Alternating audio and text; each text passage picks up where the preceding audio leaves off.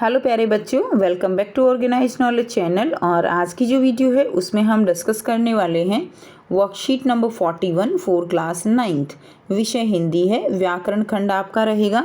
दिनांक रहेगी 18 अक्टूबर 2021। वर्कशीट शुरू करने से पहले प्लीज़ चैनल को सब्सक्राइब कर लीजिए, बेल आइकन को प्रेस कर लो ताकि आपको आने वाली वीडियोस की नोटिफिकेशन वो समय से मिल जाए। देखिए आज की वर्कशीट में आपको क्या दिया गया है। आज की वर्कशीट का टॉपिक हमारा समास रहेगा। मनुष्य अपनी बातचीत की सुविधा और प्रभाव दिखाने के लिए वर्णों या शब्दों को जोड़कर नए नए शब्द बना लेता है। तो हम अपनी बातचीत की सुविधा के अनुसार जो हमारे पास वर्ण या शब्द होते हैं उनको हम अपने अनुसार जोड़कर बना लेते हैं। जोड़कर बनाने या योग करने के कारण ही ऐसे शब्दों को यौगिक शब्द कहा जाता है। यानी जोड़कर जो नए शब्द बनते हैं उनको क्या कहेंगे? यौगिक शब्द कहेंगे। उपसर्ग, प्रत्यय, संधि, समास से ऐसे ही यौगिक शब्द बनते हैं। 2 या 3 शब्दों या पदों को जोड़ने से वह छोटे या संक्षिप्त हो जाते हैं। तो देखिए हम उपसर्ग जोड़कर नए शब्द बनाते हैं जो आगे लगते हैं, प्रत्यय जोड़कर बनाते हैं, संधि करते हैं, ठीक है। और समास भी इसी तरह के जो है एक आप कह सकते हो कि समास का तात्पर्य क्या है। समास का अर्थ भी होता है जब 2 या 2 से अधिक शब्दों से मिलकर नया और जो छोटा शब्द बनता है उसे हम समास कहते हैं। संक्षिप्त और नए शब्द बनने की यह प्रक्रिया क्या कहलाती है? समास कहलाती है। समास का तात्पर्य होता है छोटा करना या संक्षिप्तीकरण, ठीक है। यानी उसको एक तरह से छोटा करना समास कहलाता है। संक्षिप्त करने के लिए पदों के बीच का विभक्ति या परसर्ग चिन्ह हटा दिया जाता है।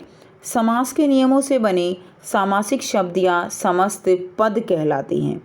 उदाहरण के लिए है रसोई के लिए घर।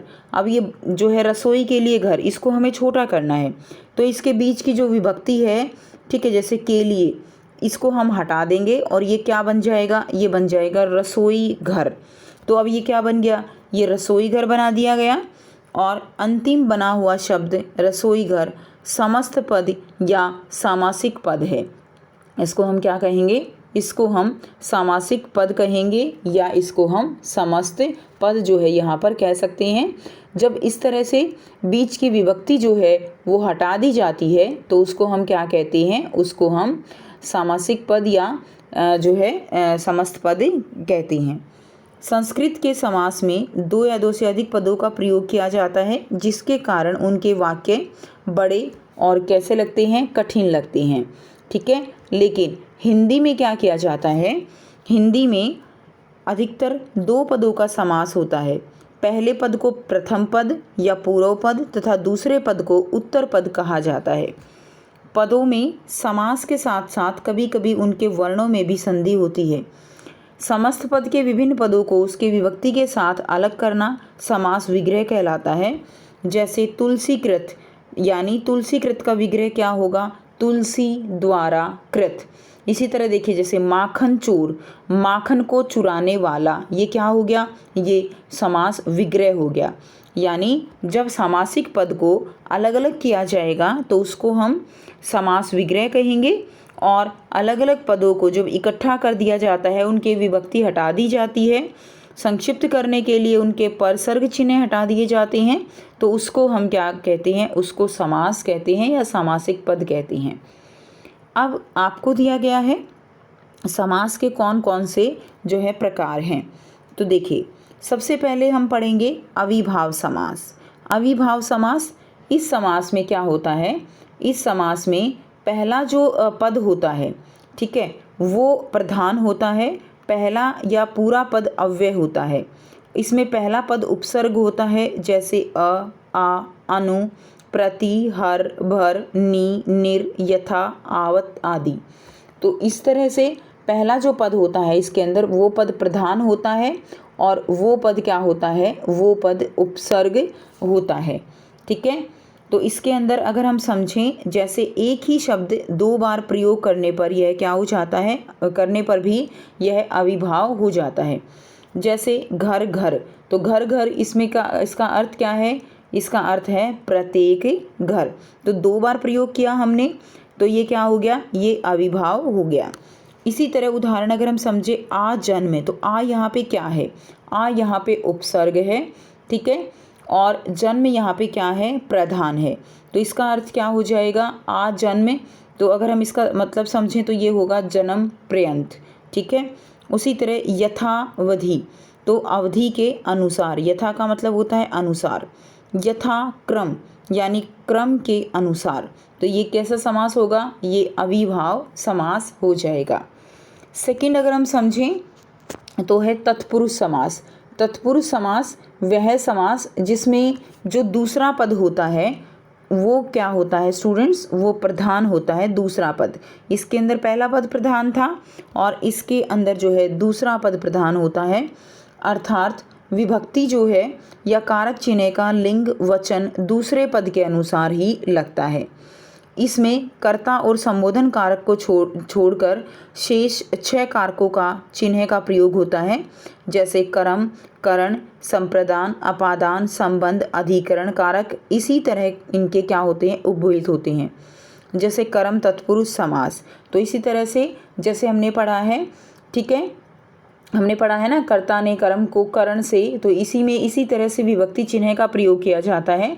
तो कर्म को करण से या के द्वारा, संप्रदान के लिए, अपादान से यानी अलग करने के लिए, संबंध का के की, अधिकरण में पर। इस तरह से तत्पुरुष समास का प्रयोग जो है वो किया जाता है, ठीक है। जैसे अगर हम यहाँ पर समझें विद्यालय, तो विद्या के लिए आलय, क्या हो जाएगा, विद्या के लिए आलय, तो ये एक तरह से क्या हो गया, संप्रदान तत्पुरुष हो गया। राजपुत्र यानी राजा का पुत्र, ठीक है, संबंध हो गया, तो ये संबंध तत्पुरुष समास हो गया। मुंह तोड़, मुंह को तोड़ने वाला, तो इस तरह से ये क्या होते हैं, तत्पुरुष समास होते हैं। नेक्स्ट देखिए, नेक्स्ट अगर हम बात करें तो 3rd नंबर पे आता है आपका कर्मधारय समास। अब कर्मधारय समास, इसके अंदर पहला पद इसमें विशेषण होता है और दूसरा पद हमेशा विशेष्य होता है। तो इसमें समस्त पद समान रूप से प्रधान होता है, यानी इसमें ऐसा नहीं है कि पहला पद जो है मुख्य होगा, प्रधान होगा या दूसरा होगा। इसमें पूरा का पूरा पद जो है वो समान रूप से प्रधान होता है। इसमें लिंग वचन भी समान होते हैं। इस समास में पहला पद विशेषण और दूसरा पद स्टूडेंट्स विशेष्य होता है, अर्थात पहला पद दूसरे पद की क्या बताता है, विशेषता बताता है। कहीं कहीं उपमेय उपमान का संबंध होता है और विग्रह करने पर रूपी शब्द का प्रयोग होता है, जैसे चरण कमल। अब इसमें चरण रूपी कमल, अब यहाँ पर कमल की विशेषता बताई गई है, ठीक है, तो क्या हो जाएगा, चरण रूपी कमल। तो इस समास में व्यक्ति, वस्तु आदि की विशेषता का जो है वो क्या होता है, वो बोध होता है। तो यहाँ पर चरणों की जो विशेषता बताई गई है वो किसके समान है, वो कमल के समान है, ठीक है। इसी तरह कुबुद्धि होता है, जैसे हम और भी एग्जाम्पल समझे, कुबुद्धि है, ठीक है। इसके अलावा ये देखो नील कमल, अब नील कमल, नीला जो कमल, ठीक है। चंद्रमुख यानी चंद्रमा के समान मुख वाला, तो यहाँ पर क्या हुआ, मुख की जो है वो क्या बताई गई है, विशेषता बताई गई है कि मुख जो है वो किसके समान है, चंद्रमा के समान है। नेक्स्ट देखिए, नंबर 4 है द्विगु समास। द्विगु समास जिसमें पहला पद क्या होता है, संख्यावाचक होता है, संख्या होती है, और कभी कभी दूसरा पद भी इसके अंदर संख्यावाचक हो सकता है, और विग्रह करने पर समूह या समाहार का बोध होता है और किसी नए अर्थ का नहीं, जैसे कि बहुव्रीहि समास में देखा जा सकता है। यानी द्विगु समास के अंदर जब हम इसको जो है विग्रह करते हैं तो पहला पद इसमें हमेशा क्या होता है, पहला पद इसके अंदर संख्यावाचक विशेषण होता है, ठीक है, और कोई नया अर्थ जो है वहाँ पर जो है नहीं बनता। जैसे कि चौराहा, अब यहाँ पे चौराहा तो 4 राहों का समूह, अब ये 4 आ गया तो ये क्या है, द्विगु समास है। नवग्रह 9 ग्रहों का समूह, 2 पहर 2 पहरों का समाहार, ठीक है। तो इस तरह से क्या होता है, द्विगु समास होता है, यानी जहाँ पर भी आपको स्टार्टिंग में संख्या दिखाई दे तो वो क्या हो जाएगा, वो द्विगु समास हो जाएगा। नेक्स्ट है द्वंद्व समास। द्वंद्व समास में अगर हम समझें तो इसमें दोनों ही पद प्रधान होते हैं। दोनों पद अधिकतर एक दूसरे के क्या होते हैं, विलोम होते हैं, और इसका विग्रह करने पर बीच में और या स्लैश या का बोध होता है। ठीक है, जैसे या तथा योजक शब्द भी कहे जाते हैं, जैसे ठंडा गरम, जैसे सीता राम। अब इसको जोड़ देंगे सीता और राम। क्लियर है, तो यहाँ पे और क्या है, योजक है। खरा खोटा, खरा या खोटा, तो या जो है यहाँ पे योजक शब्द है। अन्न जल, अन्न और जल, तो इस तरह से ये क्या होता है, ये द्वंद्व समास होता है। नेक्स्ट एंड लास्ट जो समास हमारे पास है वो है बहुव्रीहि समास। बहुव्रीहि समास जो है देखिए क्या है, इस समास में कोई भी पद जो है वो प्रधान नहीं होता। अब तक हम पढ़ते आ रहे हैं कि हर एक समास में या तो दोनों पद प्रधान होते हैं या पहला पद प्रधान है या दूसरा है, लेकिन बहुव्रीहि समास ऐसा है जिसके अंदर कोई भी पद जो है वो प्रधान नहीं होता। दोनों पद मिलकर जिस तीसरे पद या अन्य पद को बनाते हैं उसकी प्रधानता होती है। विग्रह करने पर वाला है जिसका, जो जिसकी आदि शब्द इसके अंदर आते हैं। जैसे देखिए दश आनन, 10 है आनन जिसके। अब 10 आनन वाला कौन है, आनन का मतलब होता है मुख, तो 10 आनन वाला कौन है, 10 आनन वाला है रावण। तो यहाँ पर कोई भी पद यहाँ पर प्रधान नहीं हुआ, जो वाक्य नया बना है उसकी प्रधानता होती है। जैसे रावण जो है यहाँ पर इसकी प्रधानता है। उसके अलावा नीलकंठ, यानी नीला है कंठ जिसका, नीला कंठ किसका है, शिव का है। इसी तरह अगर आप और एग्जाम्पल लो, गोपाल, तो गऊ को पालने वाला कौन था, कृष्णा। ठीक है, चक्रधार, चक्र धारण करता है जो, कौन है, विष्णु। तो इस तरह से इसके एग्जाम्पल रहेंगे। नेक्स्ट देखिए, अब आपको यहाँ पर जो है प्रश्न दिए गए हैं। निम्नलिखित समस्त पदों का समास विग्रह करके आपको समास का नाम लिखना है, विग्रह करना है और फिर नाम लिखना है। और यहाँ पर समास विग्रह का जो है समस्त पद लिखना है और उसका नाम लिखना है। तो आइए इनके आंसर करेंगे। तो यहाँ से आप इनके आंसर करेंगे।